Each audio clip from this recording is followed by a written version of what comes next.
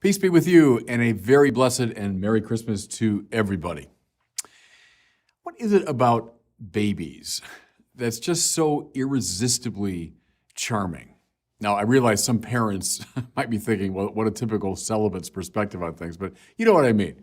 There's something about a baby, when the baby comes into the room, everybody wants to see the baby. I imagine now today, at your family gathering, someone probably will bring in a newborn at some point.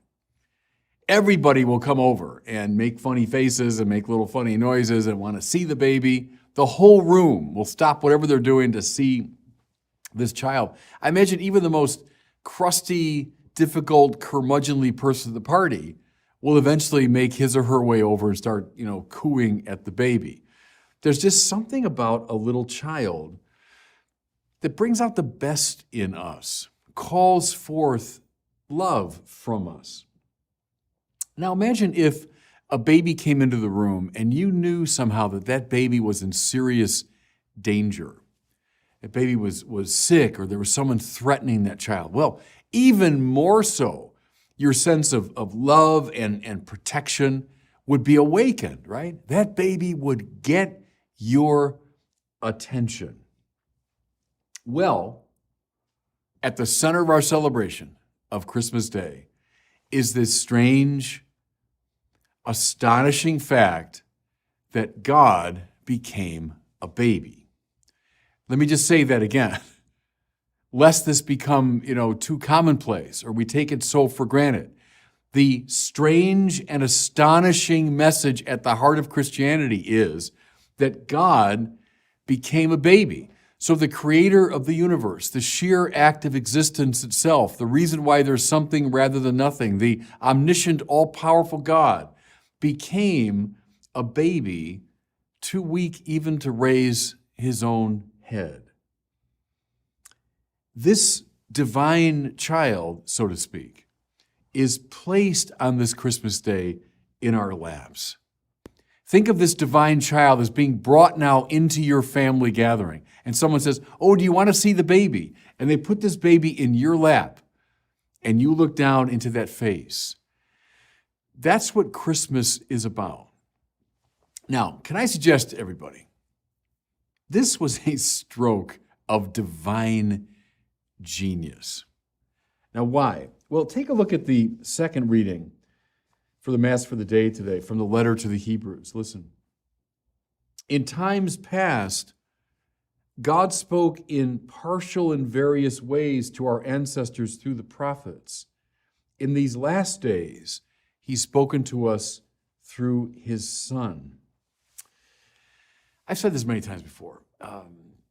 You can find this theme of the human quest for God in the Bible. Think of the psalm, as the deer yearns for running streams, so my soul is yearning for you, my God. So, of course, that's part of our spiritual experience. And the shelves in bookstores groan under the weight of books about this idea in the great religions and philosophies of the world, our quest for God. But biblical religion is not primarily about our quest for God. It's about God's relentless quest for us. God who needs nothing from the world, God who gains nothing from the world, who created the world out of sheer love and now wants to share his life with us. That's the Bible. He comes running after us. Think of Psalm 139, not so much our search for God, but this. Oh God, you search me and you know me. You know my resting and my rising. You discern my purpose from afar. Before ever a thought, words on my lips, Lord, you know it through and through, behind and before you besiege me, your hand ever laid upon me. That's not my quest for God. That's God's passionate search for me.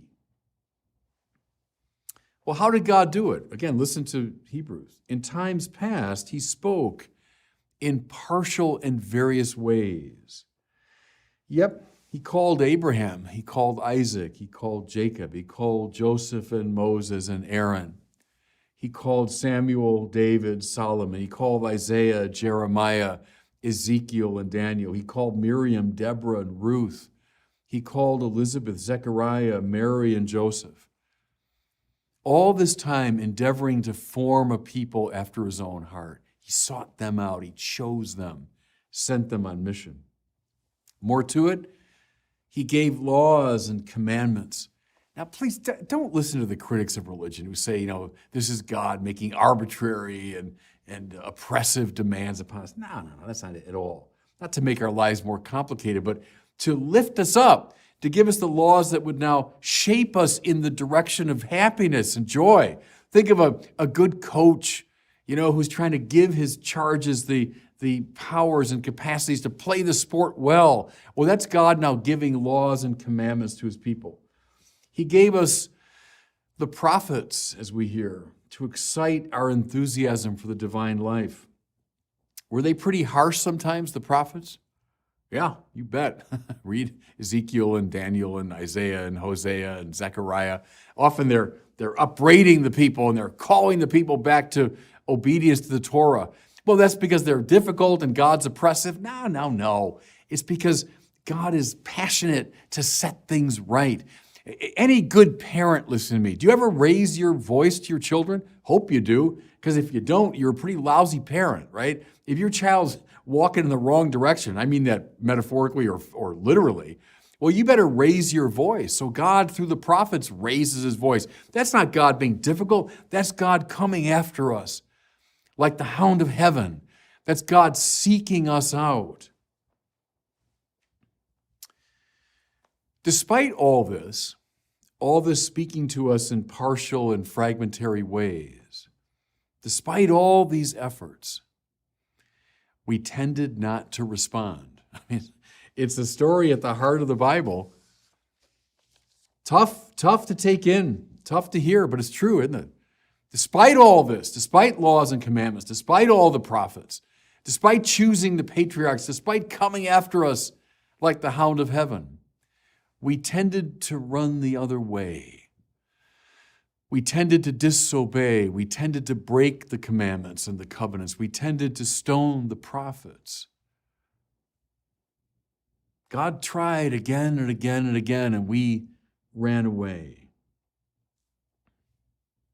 But then, in the fullness of time, listen, God spoke to us through his Son, and more to it, the Son who entered the world as a little baby child. As I say, the stroke of divine genius. Why? Because who can finally resist a baby? So God tried all these different things. God tried again and again and again. And we ran away.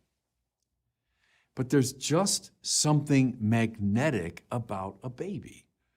Think of all those scenes now. We put them up in our homes, the creche scenes, Mary and Joseph and the wise men and the shepherds, and yes, even the animals, and everybody drawn in toward the baby. And press it. This baby, we hear, from the beginning is in danger. He was born in this little lean-to or stable or cave or whatever it was. It wasn't even good enough to be the traveler's hostel and lousy little town of Bethlehem. Herod is after him from the beginning. This baby's in mortal danger. Here's this threatened, vulnerable baby who is also God. Who can finally resist him? Who can finally say no? Who could finally say, oh, look, I got something else to do. I can't be bothered with this baby.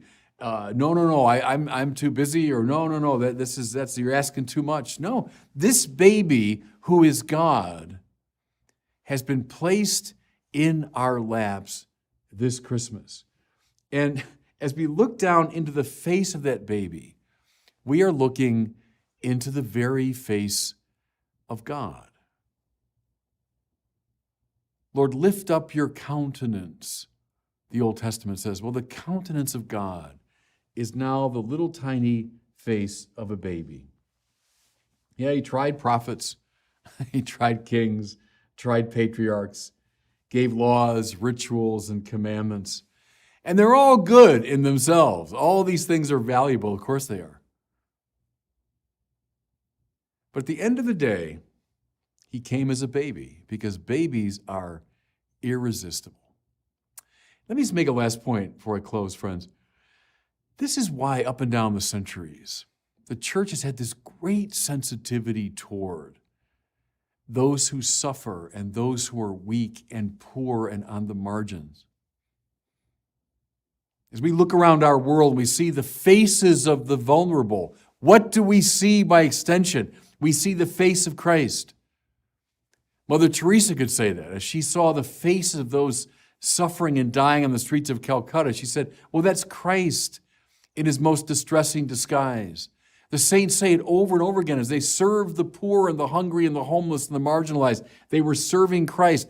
This is this central Christian message that we find God in the face of the poor and the vulnerable, those who are like this little child. So can I suggest today, as you gather with your families, as I'm sure you all will, and likely there'll be a new son or daughter, grandson, granddaughter, new niece or nephew, someone at some point is going to bring a baby into that room. Maybe be attentive to that dynamic. Watch what it does to the room. Watch how it brings everybody together. Watch how everyone wants to see that baby and reach out and protect that child. And then think, okay, this is why we're gathering today. Because God became a baby. And then allow yourself to be drawn by that child's magnetic power. And God bless you and Merry Christmas.